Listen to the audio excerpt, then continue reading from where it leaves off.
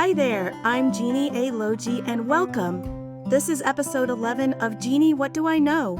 And today we're starting a new series called Who Are the Americans? So who are they? Where are they? Are they all descendants of Amerigo Vespucci?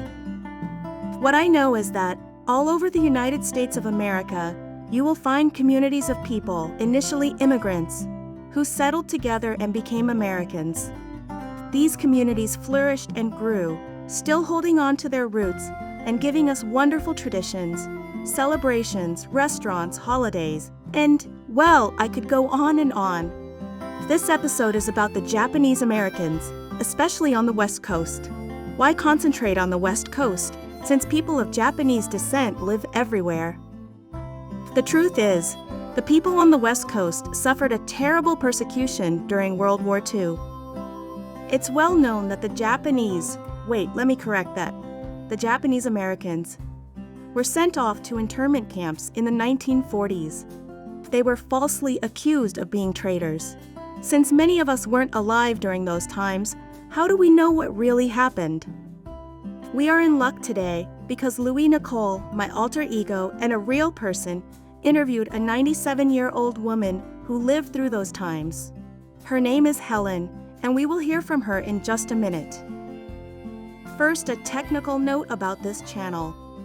As stated in the credits of each of our episodes, all us cartoon-style characters are computer-generated and adapted by a real person who speak words with voices generated by AI but written by a real person. Louis Nicole is the pen name for this real person. Louis Nicole interviewed Helen, a real person, because she felt it was an important part of history, and who better to tell the story than an eyewitness. This interview was transcribed by Louis Nicole and generated with computer voices. But every word, every syllable, every and is included. Only one omission, names of the people involved and some specific cities. Now, enough of that. On with the show. Louis, please introduce your special person. I am so pleased to introduce Helen. She lived in Southern California in the 1940s. She experienced friends and neighbors being sent away during the war.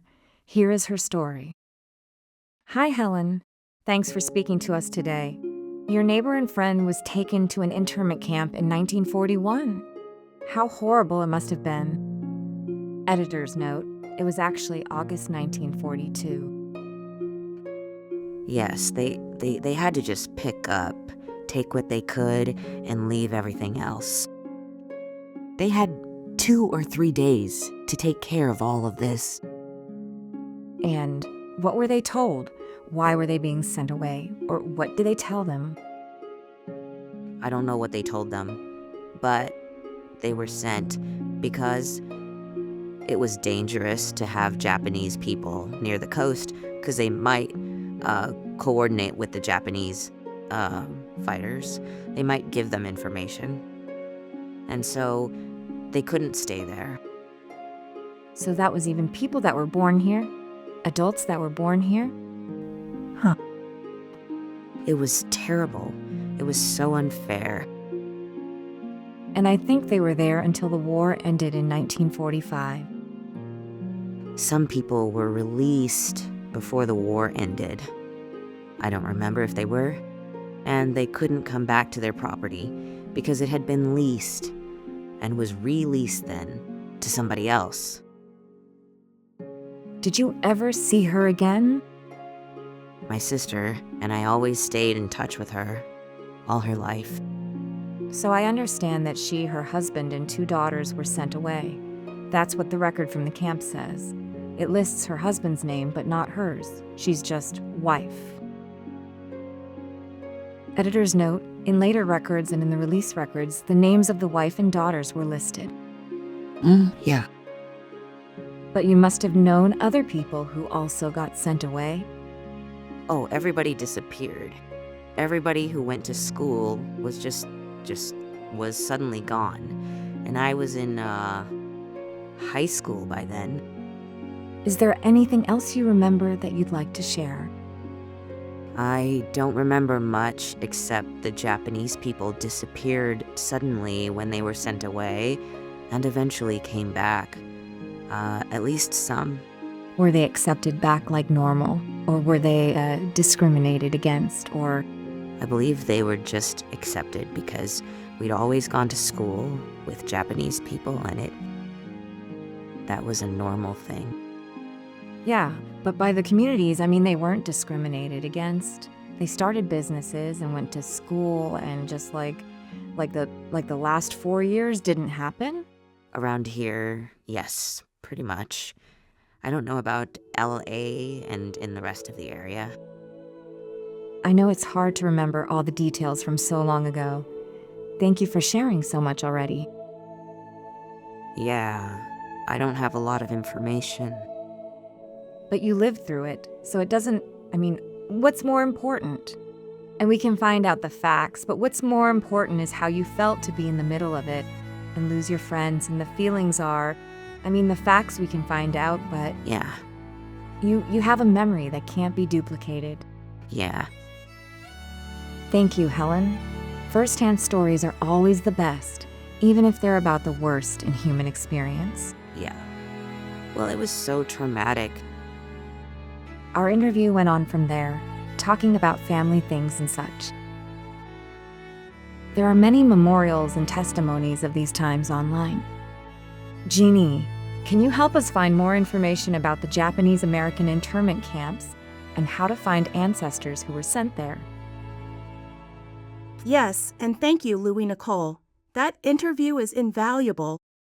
So, here are a few sources for information and research. One of the best places to learn about the Japanese American internment during World War II is Densho.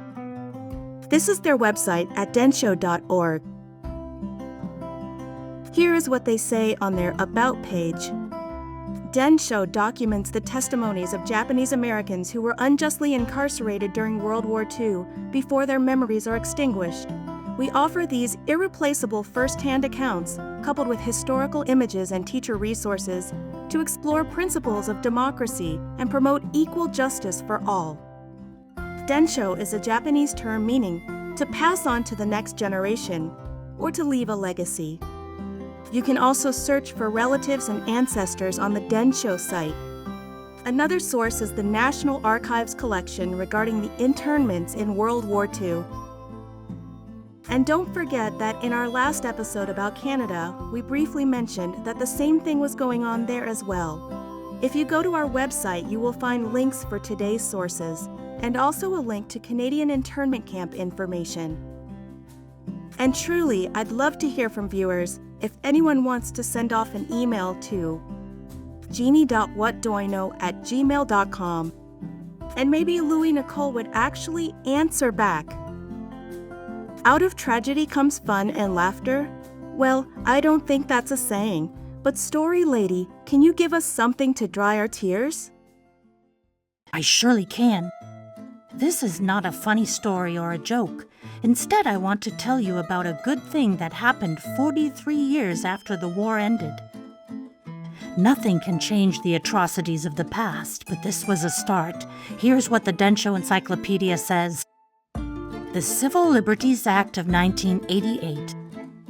The Federal Act, Public Law 100-383, that granted redress of $20,000 and a formal presidential apology to every surviving U.S. citizen or legal resident immigrant of Japanese ancestry incarcerated during World War II.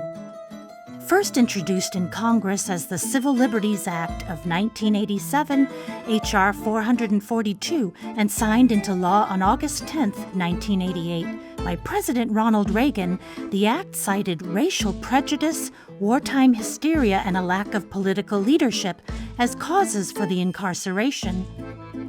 Well, now it's time to say goodbye for today, but I'll leave you with one last thought. How about if we stop needing to correct our mistakes by just acting like decent people to begin with? Auslesh. Siwi, Gioka LEVM Vifum Galactaken Fifel TU, El Chuxlingai, Alkshfo, AUA Cake. I know, Caveman Bob, people have been misbehaving since the beginning of time.